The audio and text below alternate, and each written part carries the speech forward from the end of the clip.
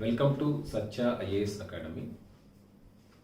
The most important concept in economics as well as the examination budget. Budget గురించి మనం ఈ రాబోయే సెషన్స్లో budget గురించి మనం పూర్తి స్థాయి విశ్లేషణ మనం మాట్లాడుతాం.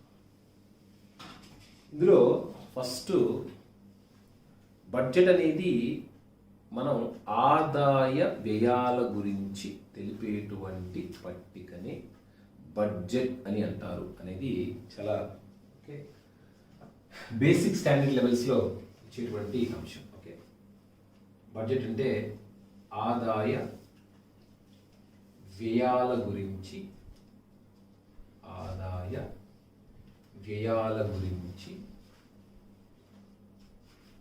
వ్యయాల గురించి తెలిపే పట్టిక. ఆదాయ వ్యయాల గురించి తెలిపే పట్టిక. అసలు యాక్చువల్లీ మనం చూసినట్లయితే మనకు ఎకానమిక్స్ అనేటువంటి పదం ఎకియో ప్లస్ నామిక్స్ నుంచి ఆవిర్భవించబడింది. ఓకే, ఎకియో ప్లస్ నామిక్స్ అనేటువంటి పదాల నుంచి ఆవిర్భవించబడింది. అసలు దానికి బడ్జెట్కి అసలు సంబంధం ఏంటి సార్ అంటే, అసలు ఎకానమిక్స్ అంటేనే కుటుంబ బడ్జెట్ నిర్వహణ. ఎకానమీ అనే దానికి అర్థం ఏంటి సార్ అసలు అంటే, ఎకానమీ అనే దానికి అర్థమే కుటుంబ బడ్జెట్ నిర్వహణ. ఎకియో అంటే కుటుంబము, నామిక్స్ అంటే బడ్జెట్ నిర్వహణ. అంటే అసలు ఆర్థిక వ్యవస్థ అనేది ఏదైనా ఒక అంశం పట్ల అది వ్యయము లేదా ఖర్చు లేదా దాని బ్యాలెన్సెస్ గురించి మాట్లాడితే దాన్ని మనం బడ్జెట్ అంటాం. ఓకే, కంపెనీ యొక్క బడ్జెట్ అంటే కంపెనీ యొక్క ఆదాయ వ్యయాలు, కుటుంబం యొక్క బడ్జెట్ అంటే కుటుంబం యొక్క ఆదాయ వ్యయాలు. అదేవిధంగా దేశం యొక్క బడ్జెట్ అంటే దేశం యొక్క ఆదాయ వ్యయాలు. అది economic point of view definition. చాలామంది పుస్తకాల్లో economic definition point of view చదువుకుంటారు. అసలు ఎగ్జామినేషన్ పాయింట్ ఆఫ్ వ్యూలో మనం బడ్జెట్ అని చూడబోతున్నాం. మనము జనరల్గా అసలు ఇప్పటి వరకు మనం ఏం మాట్లాడామంటే, దేశానికి అనేక రూపాలలో ఆదాయం వస్తుంది.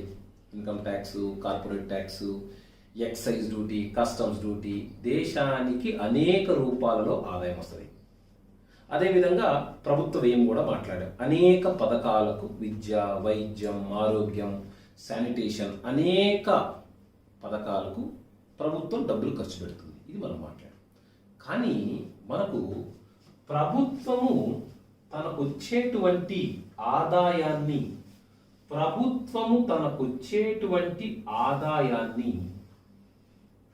ఫస్ట్ స్టెప్ నంబర్ 1, ప్రభుత్వం తనకొచ్చేటువంటి ఆదాయాన్ని స్టెప్ నంబర్ 1 సంఘటిత నిధిలో జమ చేస్తుంది.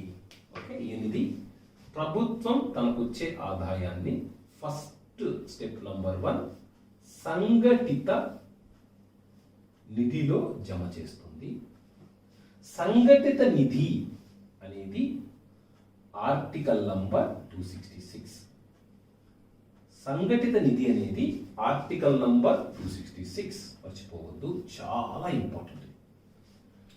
మరి అధికరణ 266 ప్రకారం ప్రభుత్వానికి వచ్చేటువంటి పన్ను ఆదాయం,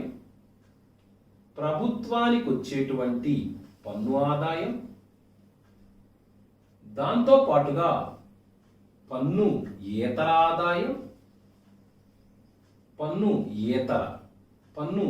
ఆదాయం, ఇవన్నీ కూడా అసలు ఫస్ట్ ఎక్కడ చేరుకుంటాయి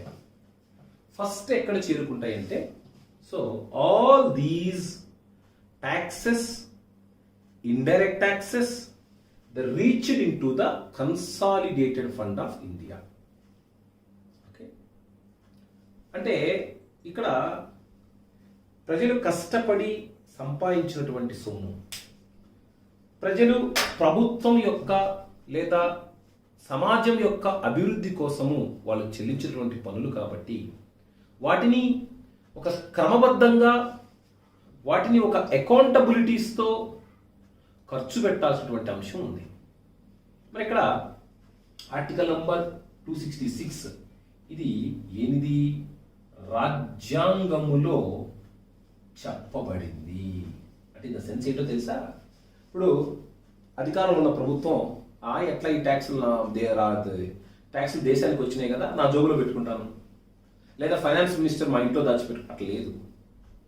రాజ్యాంగబద్ధముగా రాజ్యాంగంలో ఏం చెప్పబడిందంటే ప్రభుత్వానికి వచ్చేటువంటి ఆదాయం మొత్తాన్ని తొలుత కన్సాలిడేటెడ్ ఫండ్ ఆఫ్ ఇండియా అనేటువంటి దాంట్లో, ఇంగ్లీష్లో అయితే దాన్ని తెలుగులో చెప్పాను, సారీ ఇంగ్లీష్లో దాన్ని మాట్లాడండి, తెలుగులో సారీ తెలుగులో రాశాను, ఇంగ్లీష్లో కూడా చూసుకోండి. కన్సాలిడేటెడ్ ఫండ్ ఆఫ్ ఇండియా అనేటువంటి దాంట్లో మనం జమ చేస్తాం. మరి జమ చేసినటువంటి ఈ నిధి ఏ ప్రధానమంత్రి ఆధీనంలోనో, ఏ ఆర్థిక మంత్రి ఆధీనంలోనో ఉండదు. ఈ నిధి అనేది పార్లమెంటు యొక్క ఆధీనంలో ఉంటుంది. ఈ నిధి అనేది పార్లమెంటు యొక్క ఆధీనంలో ఉంటుంది. ఎన్నో ఎగ్జామినేషన్లో అడిగినటువంటి ప్రశ్న. మరి కన్సాలిడేటెడ్ ఫండ్ అనేది ఎవరి ఆధీనంలో ఉంటుంది అంటే పార్లమెంటు ఆధీనంలో ఉంటుంది. అంటే మీనింగ్ ఏంటి? పార్లమెంటు ఆధీనము లేనిదే సంఘటిత నిధిలో నుంచి మనము డబ్బుని ఖర్చు పెట్టుకోవడానికి లేదు. That is meaning. అంటే first of all we need take permission from the parliament for spending money from consolidated fund of India. మరి ఇక్కడ మనం చూసినట్లయితే సంఘటిత, ఇక్కడ చూసినట్లయితే చాలా మంది కన్ఫ్యూజ్ అవుతారు. అగంతుక నిధి అనేటువంటిది ఒకటి ఉంటుంది. అగంతుక నిధి.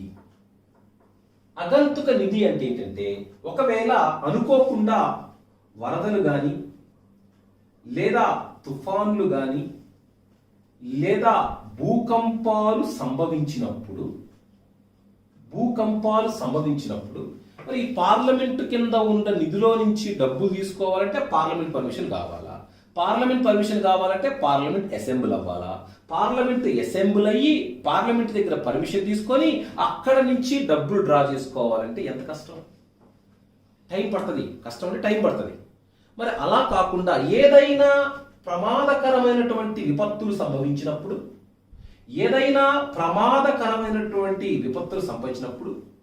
కొంత నిధిని రాష్ట్రపతి ఆధీనంలో ఉంచుతాం. రాష్ట్రపతి ఆధీనంలో ఉంచిన నిధి కాబట్టి అసలు పార్లమెంటుకి సంబంధమే లేదు. మరి మనం ఎప్పుడు కావాలన్నా, లేదా ఏదన్నా ఆపదలు సంభవించినప్పుడు మనకు కావలసిన నిధులను కొంత రాష్ట్రపతి దగ్గర ఉంచి మనం తీసుకునేటువంటి సదుపాయం కలిగినటువంటి నిధులని అగంతుక నిధి అంటాము. ఓకే, ఇంగ్లీష్లో దాన్ని కాంటింజెన్సీ ఫండ్ అనేటువంటి పేరుతో పిలుస్తాం. Contingency fund. ఓకే, సో చాలా మంది అభ్యర్థులకి డిఫరెన్సే తెలియదు. ఓకే, అదేవిధంగా ప్రజలు తమ డబ్బులో కొంత మొత్తాన్ని ప్రభుత్వం దగ్గర ఉంచుతారు. అందరూ తెలుసు. అదే ఫర్ ఎగ్జాంపుల్ ప్రావిడెంట్ ఫండ్ మనం మాట్లాడుకుందాం. ప్రావిడెంట్ ఫండ్ అంటే ఏంటమ్మా? ప్రావిడెంట్ ఫండ్ అంటే ప్రజలు తమ జీతభత్యాలలో కొంత భాగాన్ని ప్రభుత్వం దగ్గర ఉంచి ఆ ప్రభుత్వం ఆ డబ్బుని రిటైర్ అయ్యే సమయంలో తీసుకునేటువంటి సదుపాయాన్ని కల్పిస్తుంది. దానికి వడ్డీ ఇస్తారు, వేరే విషయం. అట్లాంటివి దీంట్లో మనం మాట్లాడుకుంటే మరి ప్రావిడెంట్ ఫండ్స్ అన్నీ కూడా పబ్లిక్ అకౌంట్ అంటే ప్రభుత్వం 3 అకౌంట్లు మెయింటైన్ చేస్తుంది. ఒకటి కన్సాలిడేటెడ్ ఫండ్, రెండోది కాంటింజెన్సీ ఫండ్, మూడోది పబ్లిక్ అకౌంట్ ఫండ్. ప్రభుత్వము అసలు ముందు రాజ్యాంగబద్ధముగా ప్రభుత్వం 3 నిధులను మెయింటైన్ చేస్తుంది. ఒకటి సంఘటిత నిధి, 2 అగంతుక నిధి, 3 వచ్చేసేసి పబ్లిక్ అకౌంట్. అంటే చెప్పాను, ప్రావిడెంట్ ఫండ్స్ లాంటి ఫండ్స్ని ప్రభుత్వం తన కింద ఉంచుకుంటుంది. సో అవన్నీ కూడా మనకు ఎగ్జాక్ట్గా చెప్పాలంటే మనం బడ్జెట్ గురించి మాట్లాడుకుందాం. సో బడ్జెట్లో వచ్చిన ఆదాయం మొత్తాన్ని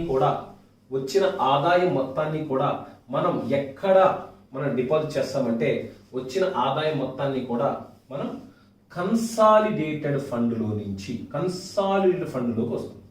మరి కన్సాలిడేటెడ్ ఫండ్లో నుంచి మనం ప్రభుత్వానికి లేదా పార్లమెంట్కి లెక్క చెప్పాలి. పాయింట్ నెంబర్ 1, నువ్వు ఏం ఖర్చు పెడుతున్నావు, ఎంత ఖర్చు పెట్టుకోబోతున్నావు, అసలు ఏ విధమైనటువంటి నీ ప్రాధాన్యతలు ఏమిటి అనేది పార్లమెంట్కి మనం చెప్పాలి. It's a compulsory. అని ఎవరు చెప్పారు సార్ నెక్స్ట్ అది అంటే అక్కడ నీకు బడ్జెట్ అనే పదం ఫ్రెంచ్ పదము. బడ్జెట్ అనే పదం ఫ్రెంచ్ పదము. Okay, budget is a French word, మర్చిపోవద్దు. Budget is a French word. Budget అనేది బౌగెట్ అనేటువంటి పదము నుంచి ఉద్భవించింది. బౌగెట్ అనేటువంటి పదం ఏంటి, దాని మీనింగ్ ఏంటంటే తోలు సంచి. తోలు సంచి అని అర్థం. ఓకే, తోలు సంచి. ఎగ్జామినేషన్లో బడ్జెట్ అనేది ఓకే ఏ భాష నుంచి లేదా, ఎందుకంటే మీకు తెలుగో ఇంగ్లీషో తమిళో కాదు అది. బడ్జెట్ అనేది ఒక బౌగట్ అనేటువంటి పదం నుంచి బడ్జెట్ అనేటువంటి పదం ఆవిర్భవించింది. ఇది ఒక ఫ్రెంచ్ పదము. దీనికి మీనింగ్ ఏంటి సార్ అంటే దీనికి తోలు సంచి అనేటువంటి పదం దీనికి మీనింగ్. ఎందుకంటే ఆ రోజుల్లో బడ్జెట్ని తోలు సంచిలో ప్రవేశపెట్టేటువంటి ఆనవాయితీ ఉండేది కాబట్టి దానికి తోలు సంచి అనేటువంటి పేరు మీదుగా బడ్జెట్ అనేటువంటి పేరు మీద. ఆ తర్వాత ఇక్కడ చాలా ఇంపార్టెంట్, ఇది చాలా ఎగ్జామినేషన్, అనేక గ్రూప్ 2 ఎగ్జామినేషన్లో అడిగినటువంటి ప్రశ్న.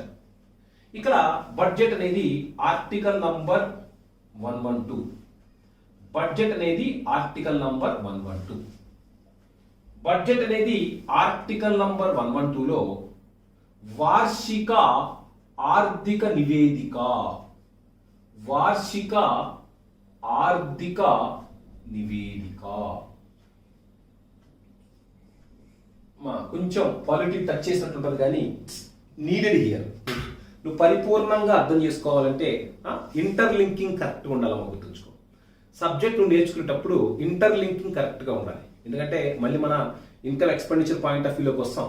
ఓకే, కానీ మీరు అసలు బడ్జెట్ అంటే ఏంటో తెలుసుకోవాలి. అసలు ఏంటి ఆ ప్రొసీజర్ ఏంటి, నువ్వు తీసుకున్న డబ్బు కన్సాలిడేటెడ్ ఫండ్ నుంచి తీసుకున్న డబ్బు దానికే ఖర్చు పెడుతున్నావు గ్యారెంటీ ఏంటి, దానికి కండిషన్ ఉంది. అసలు డబ్బు తీసుకునేటప్పుడు ఎందుకు తీసుకుంటున్నామో చెప్పాలిగా, దానికి ఒక కండిషన్ ఉంది. అంటే ఇదేంటే ఫ్యాన్సీగా కాదు, there is one system to spend money. డబ్బులు ఖర్చు పెట్టుకోవడానికి ఒక పద్ధతి ఉంది, అప్పులు తెచ్చుకోవడానికి ఒక పద్ధతి ఉంది, అప్పులు తీర్చడానికి ఒక పద్ధతి ఉంది. కాబట్టి the way we are no every, ఎందుకంటే ఆ ట్రాక్ని కరెక్ట్గా అర్థం చేసుకుంటే లైఫ్లో నీకు ఎప్పుడు కూడా కన్ఫ్యూజన్ రాదు. ఇక్కడ చూడండి, మరి ఇక్కడ వార్షిక ఆర్థిక నివేదికని బడ్జెట్ అనేటువంటి పేరుతో పిలుస్తాం మనం. ఎందుకంటే బడ్జెట్ అనేటువంటి పదం రాజ్యాంగంలో ఎక్కడ ఉండదు. Nowhere in our constitution it is mentioned as budget.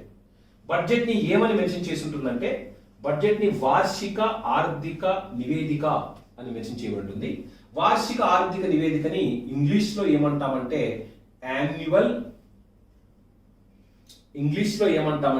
Annual financial statement అనేటువంటి పేరుతో పిలుస్తాం. యాన్యువల్ ఫైనాన్షియల్ స్టేట్మెంట్ అంటే ఏం చెప్తుందమ్మా, వార్షికంగా అంటే ప్రతి ఆర్థిక సంవత్సరానికి ఏం చేయబోతున్నాం, ఎంత ఖర్చు పెట్టబోతున్నాం, అసలు ఏ విధమైనటువంటి రంగాలకి ఏ విధంగా ఖర్చు పెట్టబోతున్నాం అనేది పార్లమెంటుకి ప్రవేశపెట్టి ఆ బిల్లు ఆమోదం పొందిన తరువాతే డబ్బు బయటకు వస్తుంది. That's what exactly budget. చాలా మంది ఆ బడ్జెట్ అంటే ఆదాయ వ్యయాల గురించి తెలిపే పట్టిక. అది చైల్డ్హుడ్లో చిన్నప్పుడు సహజ సింపుల్ అని చెప్పాను కదా, మా కుటుంబానికి ఏ విధంగా అయితే ఆదాయ వ్యయాలు ఉంటాయి. అసలు ఎకానమిక్స్ అంటేనే ఆర్థిక పరమైనటువంటి బడ్జెట్ నిర్వహణ.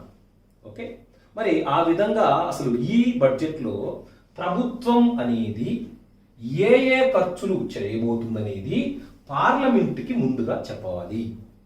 అందుకనే బడ్జెట్లో 3 రకాలు ఉంటాయి. ఒకటి మా ఊహాగానాలు, దాని ఇంగ్లీష్లో అయితే ఎస్టిమేట్స్. దాన్ని ఊహాగానాలు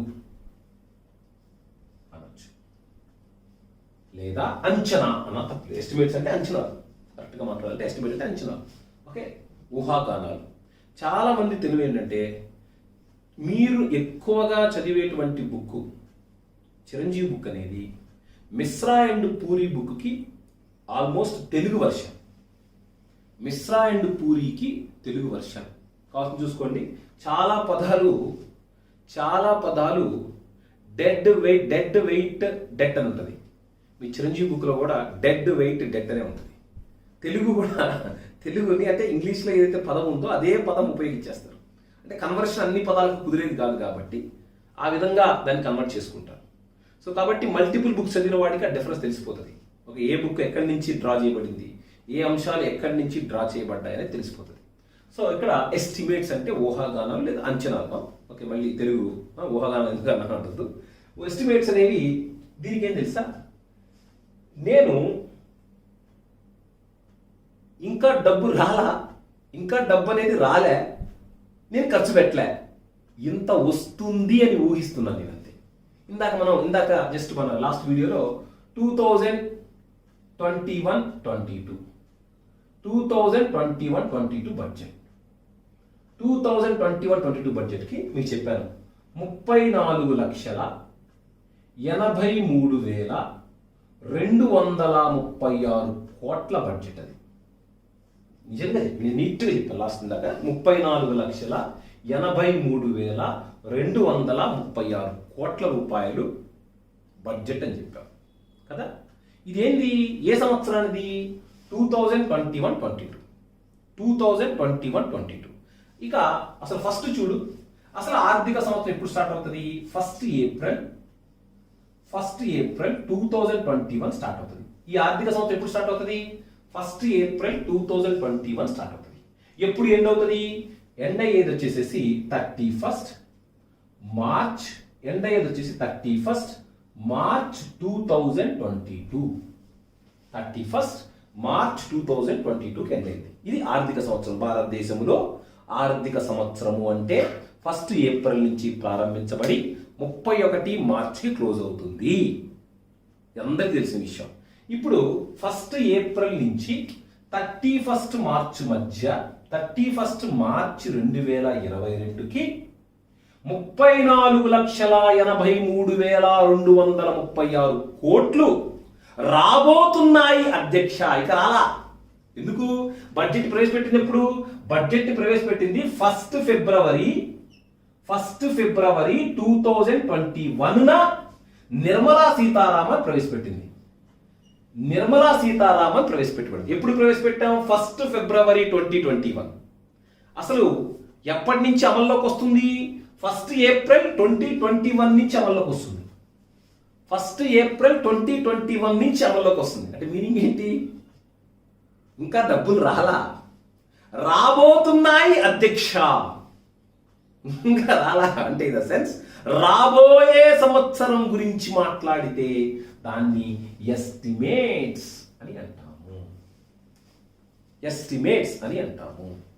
మరి రాబోయే సంవత్సరానికి ముందుగా తీసుకునేది ఏంటి sir?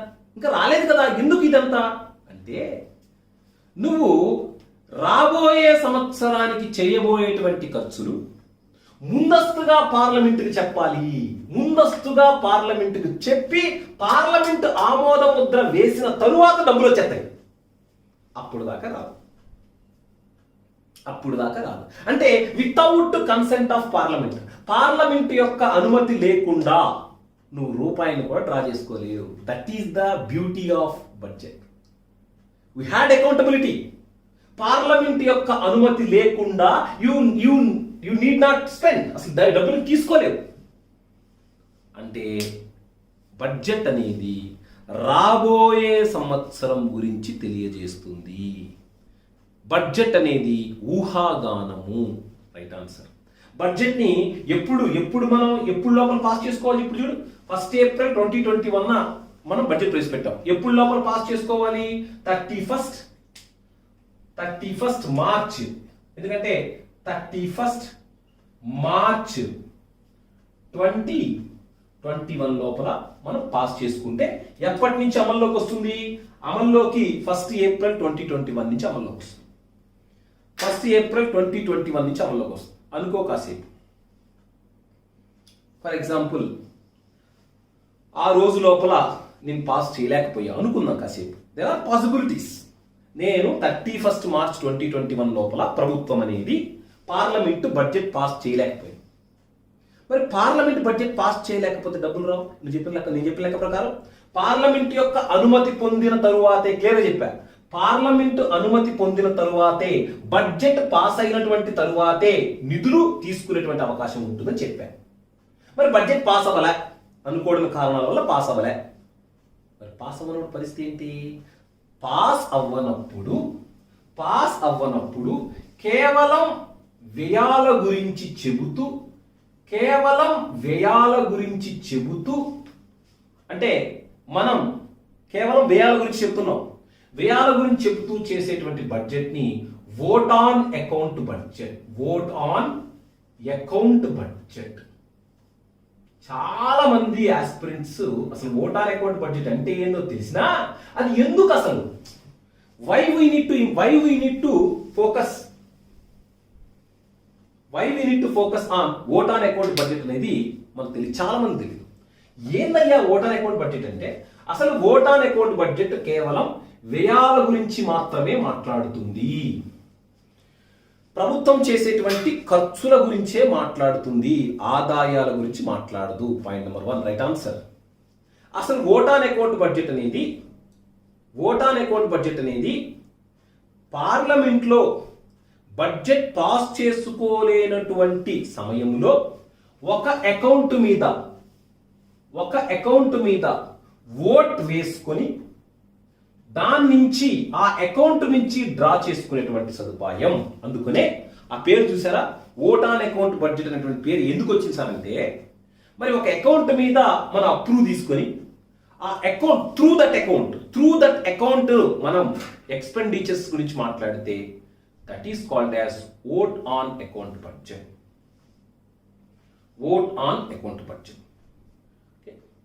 Next look at here. For example మరి 1 ఏప్రిల్ 2021 నుంచి బడ్జెట్ అమల్లోకి వచ్చింది అనుకుందాం. మరి 1 ఫిబ్రవరిని ఇంట్రడ్యూస్ చేసాం. 1 ఏప్రిల్ నుంచి బడ్జెట్ అందుబాటులోకి వచ్చింది. 1 ఏప్రిల్ 2021 నుంచి బడ్జెట్ అందుబాటులోకి వస్తుంది. ఇప్పుడు చూడు, ఒకవేళ ప్రస్తుతం ఉన్న ప్రభుత్వ కాలం అనుకున్నాం కాసేపు. ప్రస్తుతం ఉన్న ప్రభుత్వ కాలం జూన్ నెల 31, 2021కి క్లోజ్ అవుతుంది అనుకుందాం. ప్రస్తుతం ఉన్న ప్రభుత్వ కాలం అంటే ఏంటి? మీ అందరికీ తెలుసు, ప్రభుత్వాలు 5 సంవత్సరాలకే ఎన్నిక కాబడతాయి. 5 సంవత్సరాల తర్వాత ఎన్నికలకు వెళ్ళాలి. 5 సంవత్సరాల తర్వాత ఎన్నికలకు వెళ్ళిన తర్వాత ఎన్నికల్లో మళ్ళీ ప్రజలు నీకే ఓటేస్తే అధికారంలోకి వస్తావు, లేదంటే ఇంకో పార్టీ అధికారంలోకి వస్తుంది. మరి అంటే గత ప్రభుత్వం యొక్క కాలం అనుకుందాం కాసేపు, మనం మీకు అర్థం కావటం అనుకుందాం. గత ప్రభుత్వం యొక్క కాలం జూన్ 31, 2021తో క్లోజ్ అయిపోతుంది. మరి అప్పుడు నీ బడ్జెట్ ఎప్పుడు? 1 ఏప్రిల్ నుంచి అమల్లోకి వచ్చింది. అసలు ఎప్పుడు ప్రవేశపెట్టావు? 1 ఫిబ్రవరిలో ప్రవేశపెట్టావు. కానీ టైం అయిపోతుంది. Your time is going to close.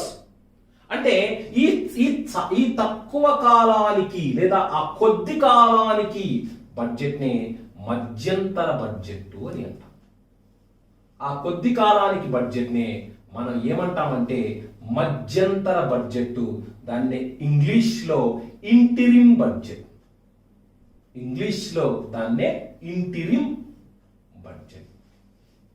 Okay, hope you clear.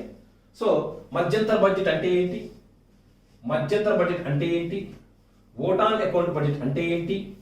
అదేవిధంగా మనకు అసలు బడ్జెట్లో ఏ అంశాల గురించి తెలియజేస్తాం అనేది మనం మాట్లాడాం. ఓకే, జనరల్గా మాట్లాడితే బడ్జెట్ అనేది సంవత్సరానికి అండి. జనరల్గా మాట్లాడితే బడ్జెట్ని 1 ఫిబ్రవరి ఎవ్రీ ఇయర్ 1 ఫిబ్రవరిలో పార్లమెంట్లో ప్రవేశపెడతాం. మరి బడ్జెట్ అనేది మనకు రాబోయే సంవత్సరం యొక్క ఆదాయ వ్యయాల గురించి మాట్లాడుతుంది. ఓకే, ఇవన్నీ కూడా చాలా ఇంపార్టెంట్ ఇంటర్లింకింగ్ పాయింట్స్ అండి. ఇవన్నీ కూడా చాలా ఇంపార్టెంట్ ఇంటర్లింకింగ్ పాయింట్స్. ఓకే, ఇప్పుడు చూడండి, మరి నేను చెప్తున్నావు ఇప్పుడు కొంచెం ఓపికగా వినండి, ఎందుకంటే చాలా నేరో పాయింట్స్ పుస్తకాలు సరైన క్రమములో ఎక్స్ప్లెయిన్ చేయలేనిటువంటి పాయింట్స్. వాటిని మీకు ఈజీగా అర్థమయ్యేటువంటి ప్రయత్నం చేస్తున్నాను. కొంచెం నిమ్మలంగా నిదానంగా చెప్తాను, జస్ట్ జాగ్రత్తగా వినండి. ఇక్కడ మనం చూసినట్లయితే ఇప్పుడు మనం ఏం మాట్లాడాం, 2021-22లో 2021-22 బడ్జెట్లో 34,83,236 కోట్లు ఖర్చు చేయబోతున్నాం. ఇంకా చేయలే, ఖర్చు చేయబోతున్నాం. మరి ఇక్కడ మరి ఇది అయిపోయింది, 2021-22 సంవత్సరం అయిపోయింది. అయిపోయిన తర్వాత మనం లెక్కలు చూసుకుంటే అయిపోయిన తర్వాత లెక్కలు చూసుకుంటే 30 లక్షల కోట్లే ఆదాయం వచ్చింది. 30 లక్షల కోట్లే ఆదాయం వచ్చింది. నువ్వు ఊహిస్తావయ్యా, నువ్వేం ఊహించావు? 2021-22 సంవత్సరానికి 34 లక్షల కోట్లు వస్తుందని ఊహించావు, ఎస్టిమేట్ చేసావు.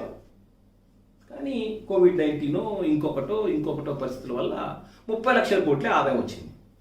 ఆ 30 లక్షల కోట్లని సవరించిన అంచనాలు అంటాం, అడ్జస్టెడ్ ఎస్టిమేట్స్ లేదా సవరించిన అంచనాలు లేదా ఏఈ. మీ పుస్తకాల్లో ఏఈ అని ఉంటే దాని మీనింగ్ ఏంటో తెలుసా? Adjusted estimates. ఓకే, మరి సంవత్సరం పూర్తిగా అయిపోయిన తర్వాత లేదా సంవత్సరం ఎండింగ్లో ఉన్నప్పుడు నేను క్యాల్కులేట్ చేసుకుంటే 30 లక్షలే వచ్చేటట్టు ఉంది. సంవత్సరం ఎండింగ్కి వచ్చేటప్పటికి నేను ఒకసారి రఫ్గా క్యాల్కులేట్ చేస్తే 30 లక్షలే వచ్చినట్టు ఉంది. కానీ సంవత్సరం పూర్తిగా అయిపోయింది. పూర్తిగా అయిపోయిన తర్వాత ఎగ్జాక్ట్గా నంబర్ 29 లక్షలు వచ్చింది. ఎగ్జాక్ట్గా 29 లక్షలు, ఎగ్జాక్ట్ ఇంకా వచ్చేసింది, 29 లక్షలు మాత్రం వచ్చింది. దాన్ని యాక్చువల్స్ అంటే వాస్తవాలు.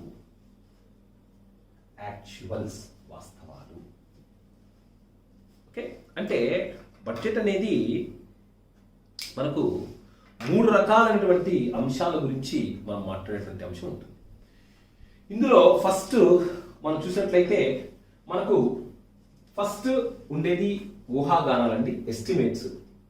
తర్వాత అడ్జస్టెడ్, తర్వాత యాక్చువల్స్, వాస్తవాలు. ఓకే, మీకు ఎవరికన్నా అర్థం కాకపోతే ఒక చిన్న ఎగ్జాంపుల్ చెప్తా, కరెక్ట్గా వినండి. మరి ఎగ్జాంపుల్ 2021 స్టార్టింగ్లో ఒక ఎక్స్ అనేటువంటి వ్యక్తి 2021 ఫస్ట్ జనవరి 2021న ఆ ఎక్స్ అనేటువంటి వ్యక్తి ఒక 10 లక్షలు సంపాదిద్దామని లక్ష్యం పెట్టుకున్నాడు. 10 లక్షలు సంపాదిద్దాం, ఇంకా సంపాదించలే. జనవరి ఫస్ట్ జనవరి 2021 రెజల్యూషన్ లాగా ఈ సంవత్సరం నేను 10 లక్షలు సంపాదిద్దాము అనుకున్నాడు. అదేంటి? అంచనా, కేవలం అంచనా అంతే. సంపాదించలే, ఆదాయం రాలా, ఇక ఏం జరగల. దాన్ని ఎస్టిమేట్స్. Okay, estimates. అది మరి డిసెంబర్ దాకా 2021 జనవరి నుంచి స్టార్ట్ చేసాం. జనవరి, ఫిబ్రవరి, మార్చి నెలలు గడిచిపోతున్నాయి. సెప్టెంబర్, అక్టోబర్, నవంబర్ నాటికి ఒక లెక్కలు చూసుకున్నాం. సెప్టెంబర్, అక్టోబర్, నవంబర్ నాటికి ఒకసారి ఉజ్జాయింపుగా లెక్కలు వేసుకుంటే, అంటే మనకు ఇది నవంబర్ 2021 ఒకసారి ఎంత వస్తుందని ఒకసారి లెక్క వేసుకుంటే అలాంటి వచ్చేసింది. కొంత వేసుకుంటే మనకు 9 లక్షలు వచ్చినట్టుంది. 10 లక్షలు రావు, 9 లక్షలు వచ్చేటట్టుంది. ఇప్పుడు ఏంటి? అడ్జస్టెడ్, సవరించుకోవాలి మనం. 10 లక్షలు వచ్చే అవకాశం లేదు. ఆ 10 లక్షలు 11 లక్షలు కూడా రావచ్చు. ఆదాయం పెరగచ్చు, తగ్గొచ్చు, అంతే కదమ్మా. ఊహలకి మించి పెర్ఫార్మెన్స్ ఇవ్వచ్చు, లేదా ఊహలో లోపే పెర్ఫార్మెన్స్ ఇవ్వచ్చు. అంటే నవంబర్లో నేను చూసుకున్న లెక్కలు చూసుకుంటే 9 లక్షలు వచ్చే అవకాశం ఉంది. ఏంటది? సవరించిన అంచనాలు.